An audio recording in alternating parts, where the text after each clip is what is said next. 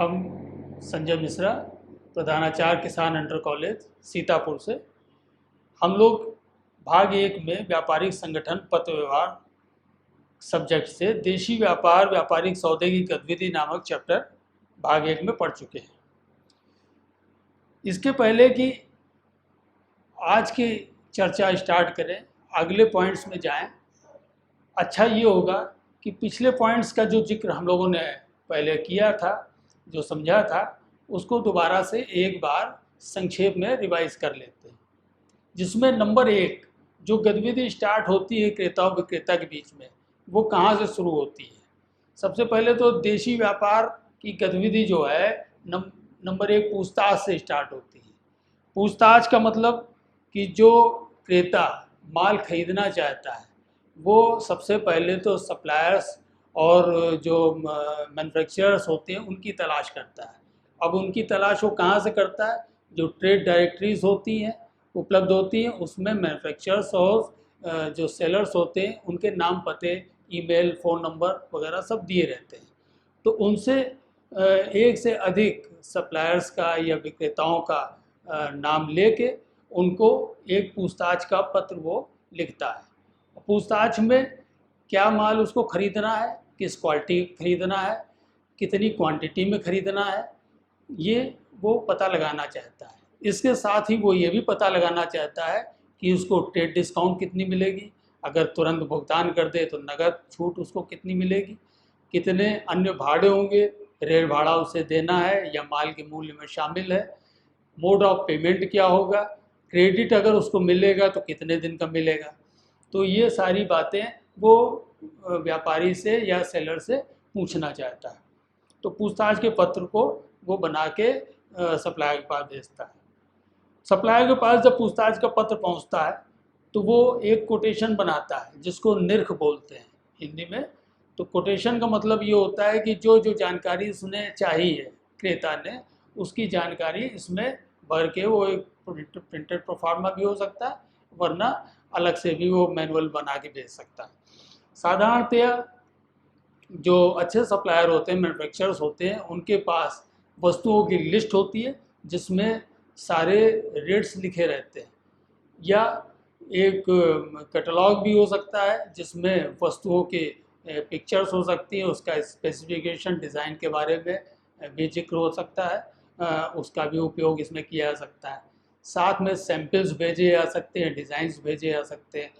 उसके अलावा जो व्यापारिक कंडीशन वो क्रेता को देना चाहता है, उनका जिक्र वो अलग से एक लेटर में लिख के ये कैटलॉग और जो प्राइस लिस्ट है इनके साथ वो भेज सकता है। अब नंबर 3 का जो स्टेप है कि निर्ख जब कोटेशन क्रेता के पास पहुंचते हैं, तो चूंकि उसने कई क्रेताओं से संपर्क किया था, सबको पूछताछ के लिए पत्र लिखा था, तो सारे सप्लायर से जो भी निर्ख आते हैं, कोटेशन आते हैं, उनकी वो कंपैरेटिव स्टडी करता है, मतलब उसका तुलनात्मक अध्ययन करता है। तुलनात्मक अध्ययन करने से उसे ये पता लग जाता है कि किसके रेट सबसे ज़्यादा अच्छे हैं, या किसकी व्यापारिक शर्तें सबसे ज़्यादा उसके अनुकूल हैं। जैसे रिलैक्स होके वो पेमेंट कर सकता है कि नहीं, कोई क्रेडिट मिल सकता है नहीं, डिस्काउंट कौन कितनी दे रहा है, किस क्वालिटी के माल का क्या रेट है, ये सारी चीज़ें का वो एक कंपैरेटिव स्टडी कोटेशन मिलने के बाद करता है। और जब ये स्टडीज़ उसको पता लग जाता है कि कौन से सप्लायर का माल लेना उसके लिए बेनिफिशियल रहेगा, लाभदायी रहेगा, उस सप्लायर का वो उससे चुनाव करता है। जब सप्लायर का चुनाव वो कर लेता है तो एक आदेश पत्र वो उसको भेजता है। आदेश पत्र में ज़्यादातर जितने भी फर्म्स होती हैं, अच्छी फर्म्स होती है, एक प्रोफार्मा तय होता है, प्रिंटेड होता है, उसी में भर के वो आदेश पत्र देता है, जिसमें माल की क्वांटिटी क्या होगी, क्वालिटी क्या होगी, माल का सारा विवरण और जो भी वो शर्तें चाहता है या कुछ कंडीशन लगाना चाहता है माल भेजने के संबंध में, पैकिंग के संबंध में, उस आदेश पत्र में उसका जिक्र वो विक्रेता से कर देता है। साथ ही जो विक्रेता ने शर्तें लगाई थी उसका भी पुनः एक बार उसमें जिक्र कर देता है, जिससे कि कोई मिसकम्युनिकेशन हो या कोई गलतफहमी की आशंका न रहे। इस तरह से एक आदेश पत्र तैयार करके वो अपने सप्लायर को भेज देता है। अब सप्लायर के पास वो आदेश पत्र पहुंचता है, वो देख लेता है कि जो जो माल उसने मांगा है उसके पास उपलब्ध है कि नहीं है, सारी कंडीशन क्रेता को एक्सेप्ट हैं कि नहीं है, कोई नई कंडीशन तो वो नहीं उसमें स्वीकृत कराना चाहता है। अगर सब कुछ ठीक रहता है तो उस आदेश को वो स्वीकृत कर लेता है। आदेश की स्वीकृत की सूचना वो क्रेता को भेज देता है, जिससे कि वो आश्वस्त हो जाए कि मेरा माल समय से प्राप्त हो जाएगा। आदेश की स्वीकृत की सूचना प्राप्त करने के बाद आर्थिक स्थिति के बारे में विक्रेता या सप्लायर जानना चाहता है। आर्थिक स्थिति की सूचना इसलिए वो चाहता है क्योंकि कोई अगर नया क्रेता है जिसके बारे में विक्रेता या सप्लायर अनजान है, तो वो बिना जानकारी किए, उसकी आर्थिक स्थिति की जानकारी किए, उसके पेमेंट्स के रिकॉर्ड्स के बारे में जाने बिना वो ऐसे माल नहीं देता। तो उसके लिए वो आश्वस्त होना चाहता है कि अच्छा व्यापारी हो जिससे उसको माल बेचने में पैसा डूबने का खतरा ना हो। आर्थिक स्थिति की पूछताछ करने के लिए वो उससे कुछ रेफरेंस मांगता है। रेफरेंस का मतलब होता है क्रेता के जानने वाले कोई प्रतिष्ठित व्यक्ति हो या व्यापारी हो जो उसके साथ काम कर चुके हों, जो क्रेता के बारे में विक्रेता को सूचना दे सकें। ये 2-3 रेफरेंस वो विक्रेता को देता है। अब आर्थिक स्थिति की पूछताछ रेफरेंस के अलावा बैंक से भी की जा सकती है। क्रेता बैंक का भी एड्रेस दे सकता है, बैंक खाता संख्या दे सकता है, तो विक्रेता क्रेता के बारे में बैंक से भी पूछताछ कर सकता है। बैंक ग्राहक के बारे में अच्छी तरह जानता है कि उसकी आर्थिक स्थिति कैसी है, उसका पेमेंट का रिकॉर्ड कैसा है, उसके हिसाब से वो गोपनीय सूचना विक्रेता को दे सकता है, जिससे विक्रेता आश्वस्त हो सके। इसके अलावा मर्केंटाइल ब्यूरो होते हैं जिसमें सारे व्यापारी सदस्य होते हैं। उनके पास भी व्यापारियों का एक डेटा बैंक होता है कि उनकी आर्थिक स्थिति के बारे में, उनके व्यवहार ट्रांजैक्शन कैसे रहते हैं, पेमेंट्स कैसे रहते हैं, उनकी छवि गुडविल कैसी है मार्केट में, तो वो भी सप्लायर को ये सूचना दे सकते हैं, जिससे कि उसको निर्णय करने में मदद मिलती है।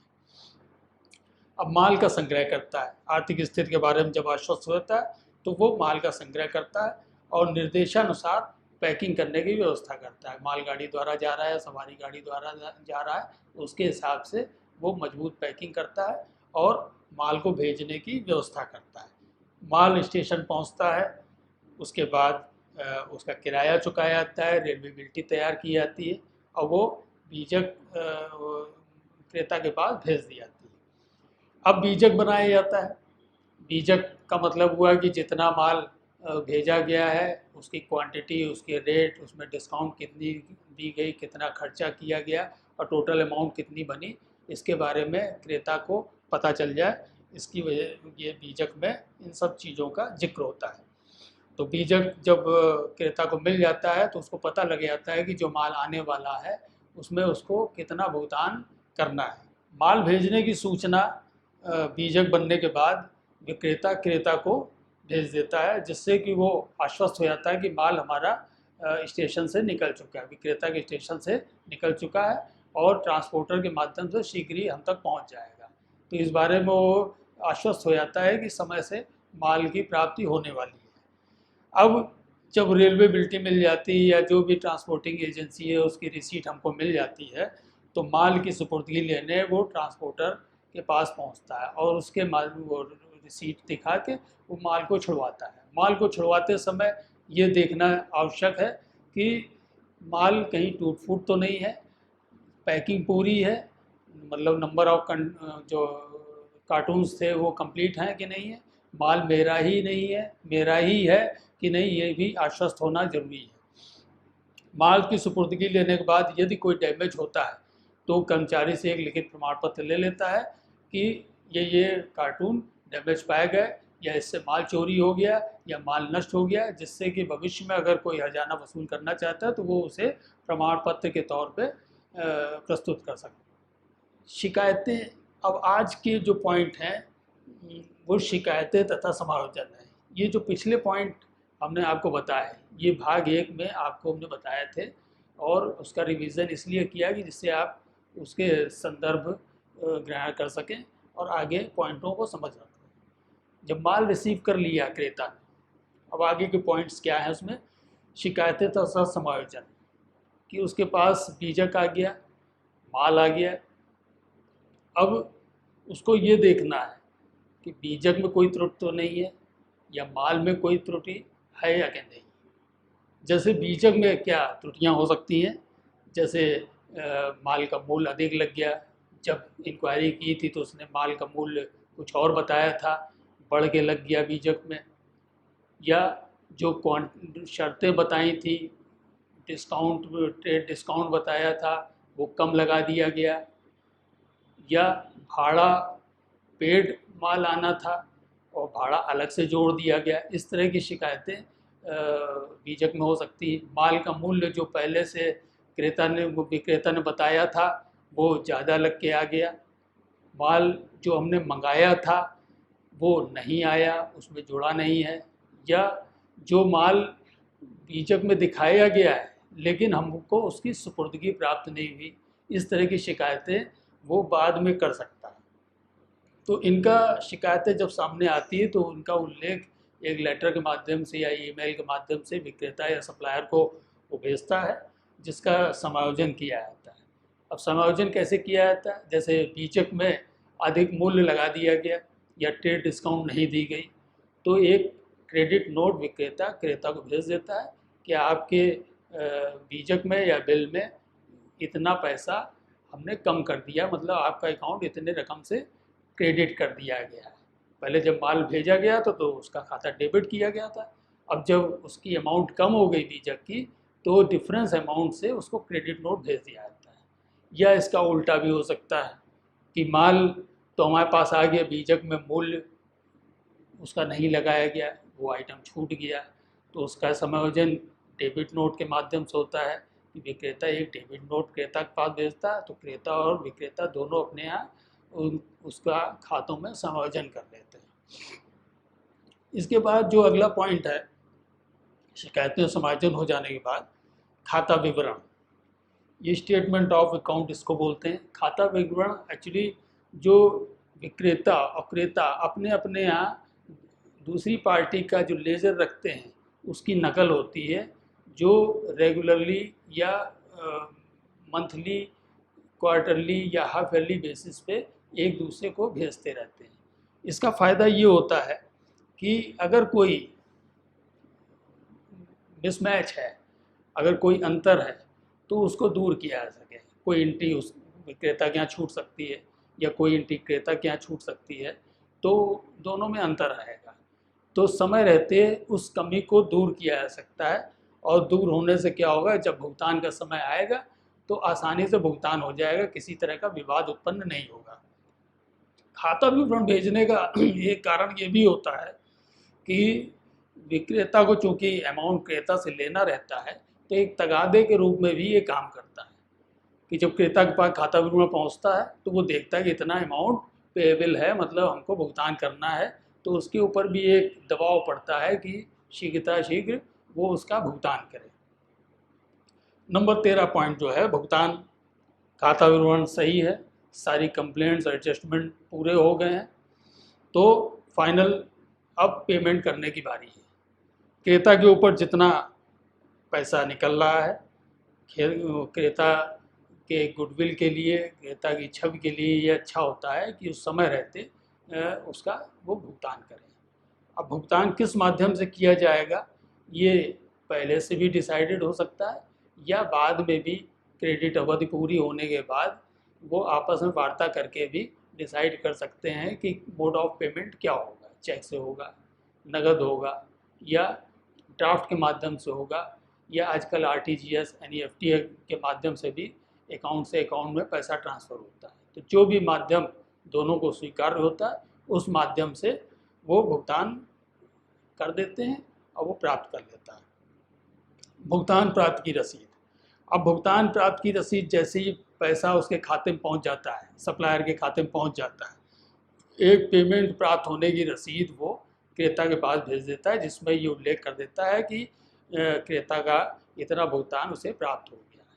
इसी रसीद के आधार पर क्रेता अपने लेजर में पोस्टिंग कर लेता है। ये भुगतान की रसीद एक तरह से वाउचर की तरह काम करती है। जैसा कि आप लोगों को मालूम होगा कि जो भी खातों में लिखा जाता है उसका एक प्रमाणक मौजूद होना चाहिए, तो ये प्रमाणक के तौर पे काम करता है कि भुगतान प्राप्त हो गया है। अब इसमें जो व्यापारिक सौदे की गतिविधि में बार बार ये जिक्र आया कि माल को रेलगाड़ी द्वारा भेजा जाता है, और ये ज़्यादा पॉपुलर तरीका है, क्योंकि ज़्यादा क्वांटिटी में जब माल होता है वो रेलगाड़ी द्वारा भेजा जाता है, या तो वो सवारी गाड़ी हो या मालगाड़ी हो, क्योंकि ये ज़्यादा सस्ता पड़ता है और ज़्यादा क्वांटिटी माल दूरी तक अगर भेजना है तो व्यापारियों के बीच में ये सुविधाजनक भी माना जाता है। अब रेलगाड़ी द्वारा भेजने की कार्यविधि क्या है?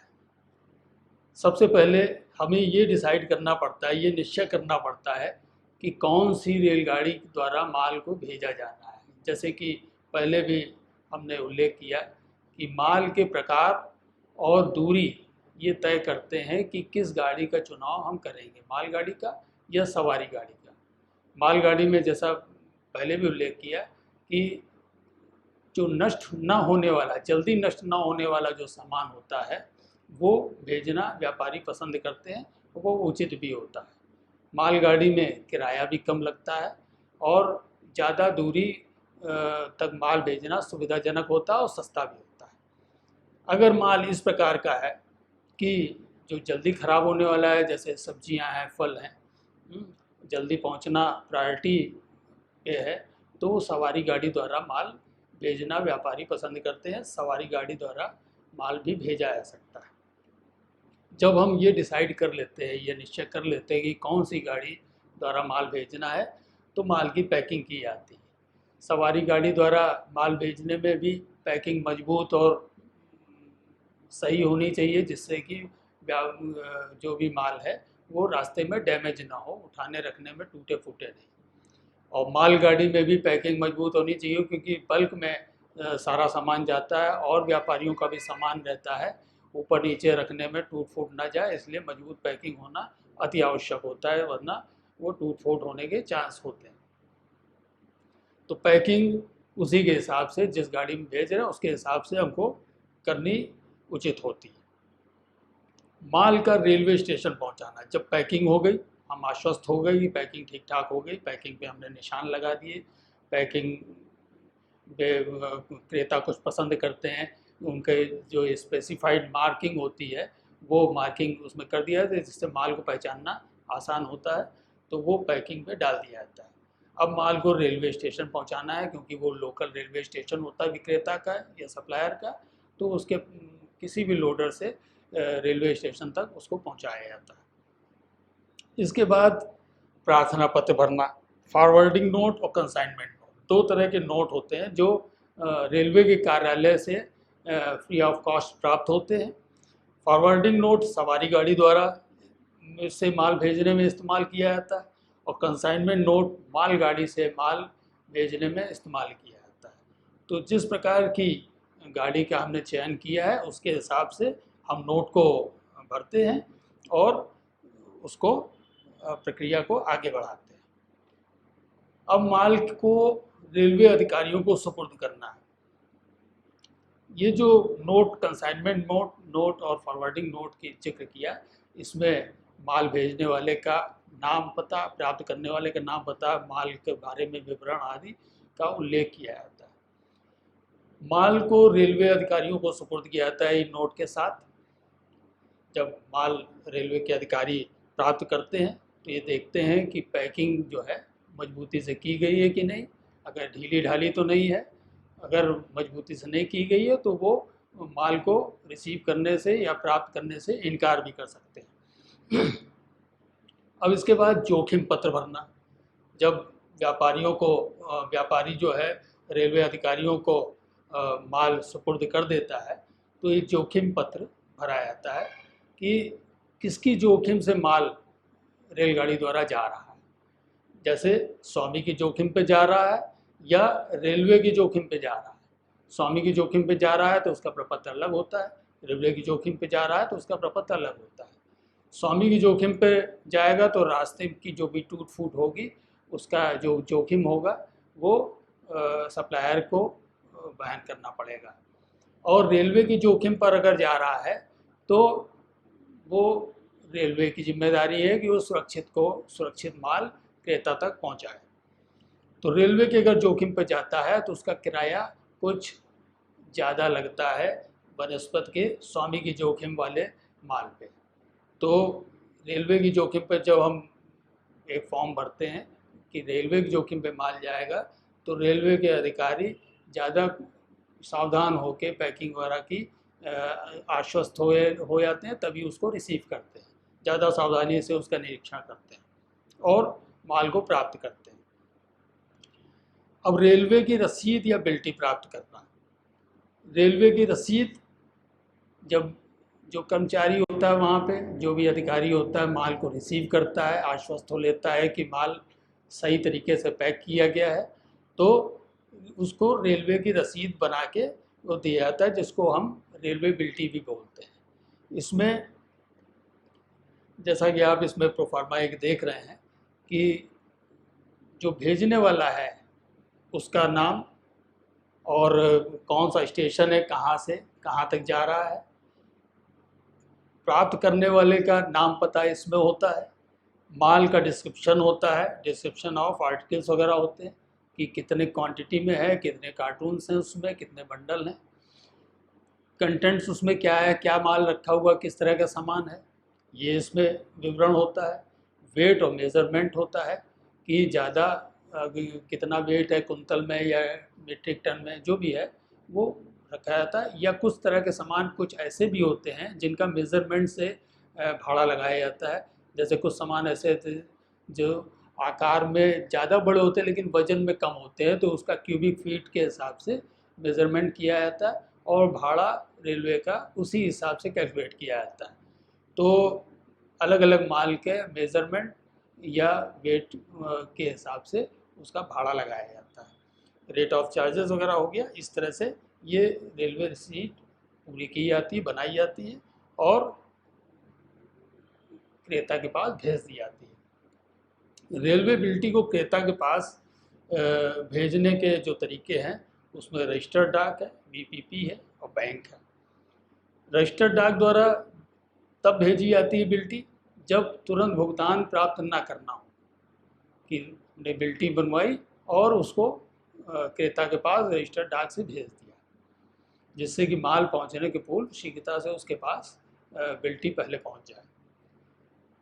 नंबर 2 और 3 जो तरीका है वीपीपी और बैंक। वीपीपी मतलब वैल्यू पेएबल पोस्ट। अगर नगद प्राप्त करना होता है विक्रेता को माल का मूल्य, तो वीपीपी या बैंक के माध्यम से वो रेलवे बिल्टी को भेजता है।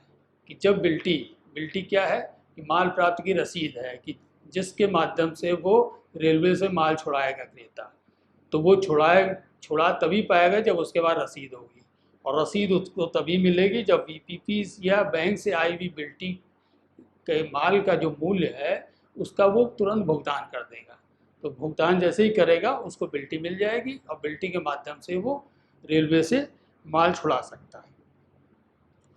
अब इसमें एक क्वेश्चन और उठता है कि क्या रेलवे की बिल्टी का बेचान किया जा सकता है या नहीं। रेलवे की बिल्टी कभी कभी जो विक्रेता भेजता है या सप्लायर भेजता है सेल्फ के नाम से बनवा लेता है। अगर सेल्फ के नाम से बिल्टी उसने बनवाई है तो क्रेता तभी माल ले पाएगा जब उसका बेचान उसके पक्ष में किया गया हो, मतलब बिल्टी का बेचान क्रेता के पक्ष में किया गया हो। तो बेचान के बिना वो क्रेता माल नहीं छुड़वा सकता। दूसरा जो एक इसमें क्वेश्चन होता है और कई बार परीक्षा में शॉर्ट नोट्स में पूछा जाता है, संक्षिप्त टिप्पणियों में पूछा जाता है कि क्या ये विनिमय साध्य प्रलेख है अथवा नहीं। तो इसमें जो जिक्र करने वाली बात ये है कि जो बिल्टी होती है वो पूर्णतया विनिमय साध्य प्रलेख के अंतर्गत नहीं आती, क्योंकि उसकी पूरी कंडीशंस को पूरा नहीं करती है।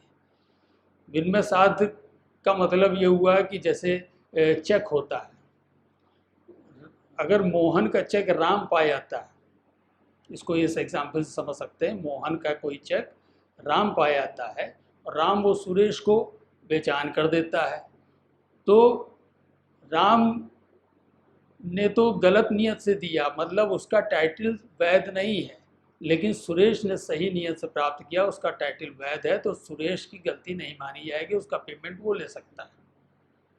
ठीक, लेकिन बिल्टी में ऐसा नहीं है।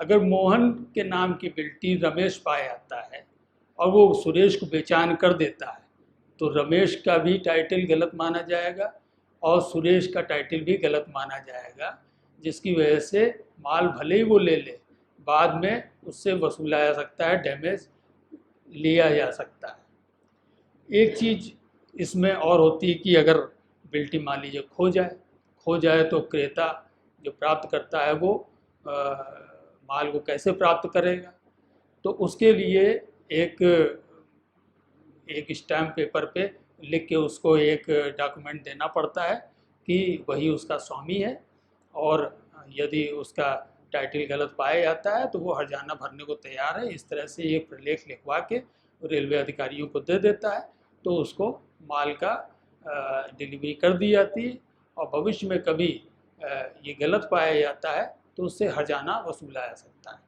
तो डैमेज का एक प्रमाण पत्र उससे पहले से भरवाया जा सकता है। अब ये जो कंटेंट हमने पढ़ाया भाग 2 में, ये आपको गूगल के प्ले स्टोर में भी प्राप्त हो जाएगा, दीक्षा ऐप में। इसके अलावा उत्तर प्रदेश माध्यमिक शिक्षा विभाग की जो वेबसाइट है यूट्यूब में, उसके माध्यम से भी आप इसको पढ़ सकते हैं।